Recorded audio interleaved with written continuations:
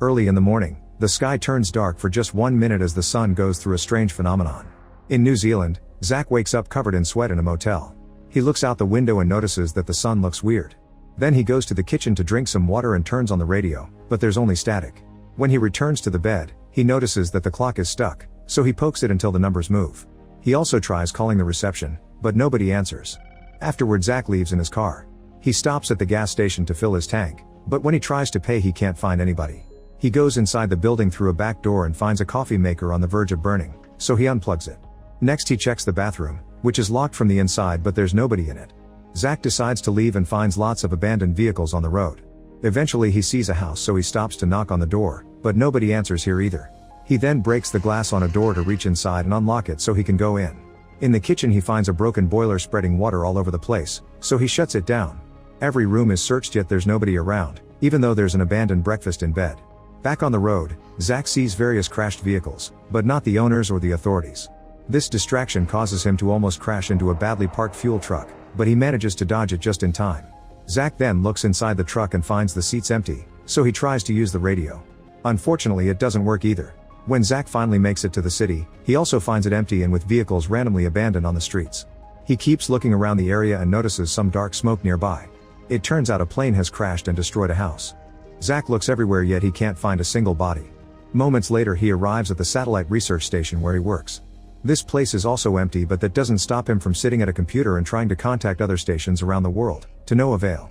He also tries using a landline phone but it doesn't work either.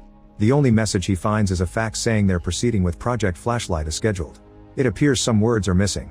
Zack takes the elevator to the basement lab and looks at another computer, which says that Project Flashlight has been completed. Then he enters the control room and finally finds a person. However, when he turns the chair around he discovers that his coworker is dead. His hand is burned, his eyes are bulging, and there are weird lumps on his face. When the body collapses on the controls, an alarm is triggered and the computer voice announces that there's radiation danger, so the lab will be sealed. Zack immediately runs to the elevator, but it's already closed. A desperate Zack then tries to shut down the emergency system, but the screen only tells him to talk to administration, which is obviously empty. He goes back to look at the body and tells him that his experiment has caused humanity to disappear. The computer voice interrupts him to announce rising ultraviolet levels, so protective clothing is necessary. Zack gets an idea and runs to find a burner and some gas tanks.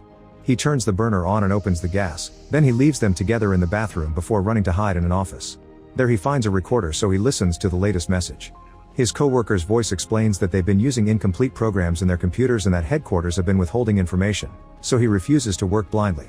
Zack decides to add his own message to the tape. He mentions that Project Flashlight has malfunctioned and that he's the only person left on Earth. At that moment the gas tanks explode, creating a hole in the ceiling that allows Zack to leave the basement. In just a few minutes, he's out of the building. Afterward, Zack goes to the radio station and broadcasts his name, address, and phone number in case anyone is listening, asking them to contact him. He also paints this message on street signs with huge arrows pointing at it. Then Zack returns to the motel and waits for a while, but nobody comes or calls. Sometime later, Zack steals a police car and drives around town while using the loudspeaker, asking any survivors to please come forward. Unfortunately, nobody comes out. In the evening, he plays a saxophone in the rain. At the motel, Zack is tired of hearing his own voice on the radio and gets so drunk that he starts breaking objects. Since things are obviously not getting better soon, he decides he needs an update. 5 days later, Zack is living in a mansion decorated with art he took from museums and starts his mornings drinking champagne with an egg. Suddenly there's a strange flash of light, so Zack goes to the balcony to investigate, but he finds nothing. Later in the mall, Zack gets a bunch of supplies in the back of a car. He also uses a drill to break into any locked stores. He tastes various foods from the bakery, gets some nice clothes, and plays with a set of trains. This inspires him to find a real train and ride it for hours. At the mansion, Zack plays pool against himself while pretending to be different people. Then he finds some women's clothing in the closet and notices how nice the fabrics are, so he decides to try them on. When he looks at himself in the mirror, he gets rather emotional. Next, Zack grabs a gun and watches a video about the country's duty to pursue research and maintain the world's balance of power. An irritated Zack decides to shoot the TV, but the impact causes him to fall back with his chair and he accidentally shoots again at the ceiling, making the chandelier fall. It seems paranoia has taken over his brain. He accuses the man on the tape of wanting to destroy everything, so it's Zack's job to take over. After making a hole in the wall, Zack installs some music players in his room, which he connects to speakers outside. He also puts up a bunch of figures of world leaders on the lawn. As music blasts on the speakers, Zack appears on the balcony to give a speech and announce he's now the president of this quiet Earth. He also says that he's been condemned to live. As Zack starts to cry, The power goes out in the whole city. Sometime later Zach bursts into a church with a gun, looking for someone. He keeps yelling "Where are you?" and threatening to shoot Jesus if this person doesn't come out. Since nobody comes, he starts shooting the Jesus statue until it falls. He also uses an axe to destroy a set of computers, saying he's now God. Afterward he drives a huge truck through a gas station and accidentally runs over a pram.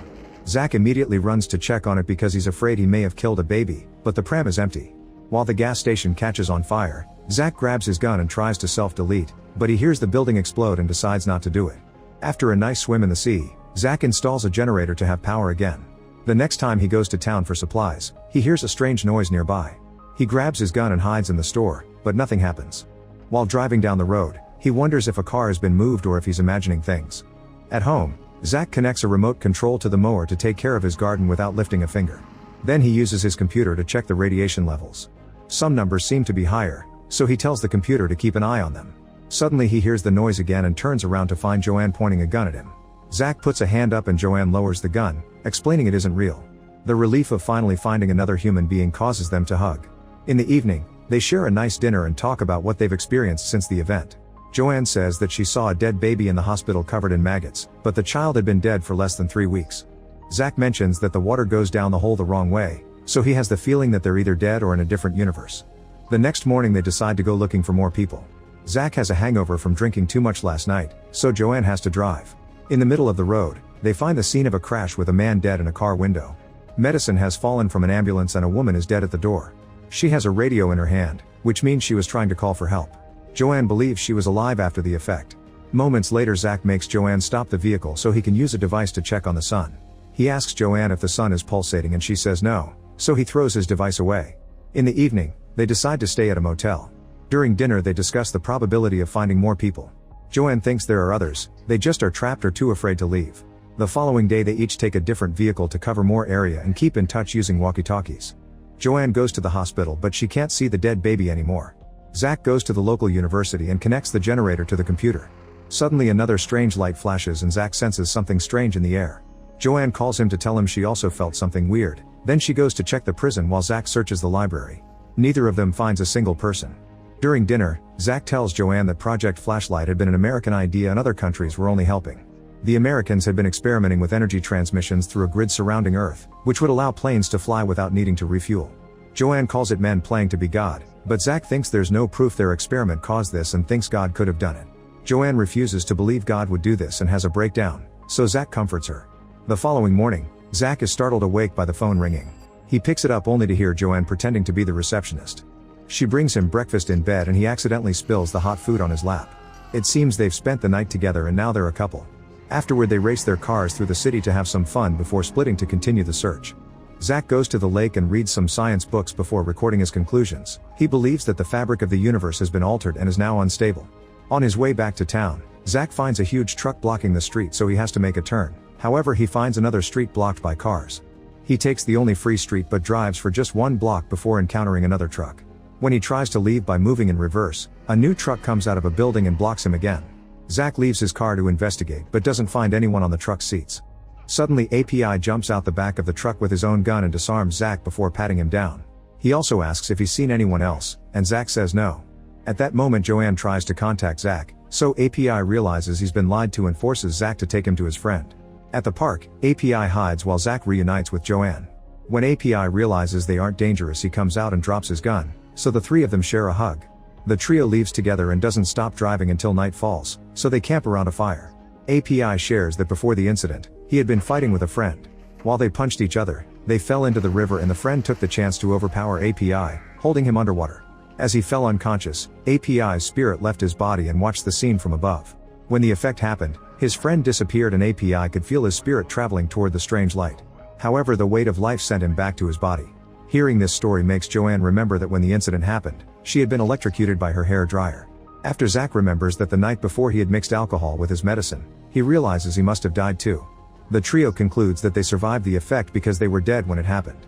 They spend the night in API's place and he plays the piano while Joanne and Zach dance. They end up all singing together. In the middle of the night, Joanne wakes up because she feels something weird and discovers that API isn't in his bed. She follows a noise outside and finds him in tears singing to a woman's grave. Sometime later, API studies the sun and notices that its oscillations are increasing. If this continues, it'll collapse in a few days. Meanwhile, Joanne and API go for a run together and Joanne asks why API fought with his friend. API explains he killed the guy's wife because it was necessary. Joanne now isn't sure if she can trust him. When Joanne comes home, Zach notices she's in a bad mood and wants to talk to her, however she wants to be alone. Zach tries to tell her about the sun, but Joanne tells him to discuss it with God, referring to API entering the room to watch all this. While Joanne walks away, Zach announces they have to leave quickly and API wonders why, thinking he's insulting his home. Zach asks him what he did to Joanne and reminds API that he's in charge. An argument ensues and API aggressively grabs Zach by his clothes when he makes a racist remark. Zach throws the recorder at his face to push him off and gets on his truck to escape. Zach rushes to his Jeep to follow him and asks Joanne if she wants to come, but she refuses to ride with him, so he leaves. Then Joanne steals a car to follow them too. During the chase, API hears the notes in the recorder and learns that the sky grid created by Project Flashlight has been affecting the sun. When API finally catches up to Zach, he hits his car with the Jeep and pushes him off the road. Then API grabs Zach, but freezes when Joanne takes the gun from the Jeep to open fire. A frustrated Zach admits he knew there was something wrong with the project for a year, but he didn't say anything and now he's living with guilt. API realizes Zach mixed alcohol and medicine on purpose to self-delete, which Zach confirms. Afterward, the trio leaves together in one car and Zach explains there's nothing he can do about the sun because the Americans hid a lot of information about it. At home, Zach runs more tests and concludes that the effect will happen again. Suddenly there's a flash of light and Zach disappears. Joanne looks for him while API begins walking on the wall. At the same time, Zach is alone in an alternate version of the room without the others. He can hear Joanne calling him and looks for her outside, but he can't find her. Joanne can hear him too, yet she can't see him either. Thinking Zach is gone for good, Joanne and API comfort each other with a hug. However, Zach comes back inside and easily reunites with them. He says this was just a tremor and next time they'll get the real effect. API thinks they must bring the grid down to solve this, so he takes his friends to a military warehouse and blows up the door to enter. They find many trucks and a huge amount of explosives, which they can use to destroy the grid. While loading the explosives on a truck, Zach concludes that API and Joanne aren't real and he's been hallucinating. Then API drives the truck with explosives while Zach and Joanne get in a car. Zach wonders if Joanne likes API more, so Joanne tells him about API's crime. She looks away from the road to kiss him and almost crashes into a truck, but Zach manages to move the vehicle just in time. When API arrives, he stops his truck because there isn't room to pass and announces he'll push the other truck out of the way. Joanne and Zach hide behind their car while API gently pushes the other truck a few times to no avail. API then moves back a mile and starts driving at full speed, causing both trucks to scratch each other. Luckily there's no crash and the vehicle with the explosive safely reaches the other side. Joanne decides to travel with API, so Zach has to follow them alone in the car. Minutes later, Zach hears his device beeping and tries to call the others, but API turns off the walkie-talkie. A furious Zach drives faster to reach the side of the truck and yell at them. However, both vehicles have to stop when they find a one-lane bridge. While API and Joanne secretly hold hands, Zach explains that they can't go any closer to the lab because the radiation levels are too high. The trio watches the lab from afar and Zach gets an idea. They could use his remote control to guide the truck without anybody inside. Zach will have to go to town to retrieve it and Joanne offers to go with him, but he turns her down. After he's gone, API and Joanne get naughty. When they're done, API admits he doesn't think the control will work and he'll have to drive the truck. Minutes later, the new couple hears the truck moving, but it's too soon for Zach to be back from town. They look out and discover that Zach never left. He's now driving the truck with the explosives connected to his heart. Zach pushes the truck through the area he weakened during his first escape and lands near his coworker's body. Then he detonates the bombs, blowing up the whole lab with one huge explosion. After several minutes of seeing the mysterious light, Zach wakes up on a beach. On the horizon, a massive ring planet rises above strange-looking clouds. Make sure to subscribe and turn on notifications so you can watch more videos like this. Thanks for watching.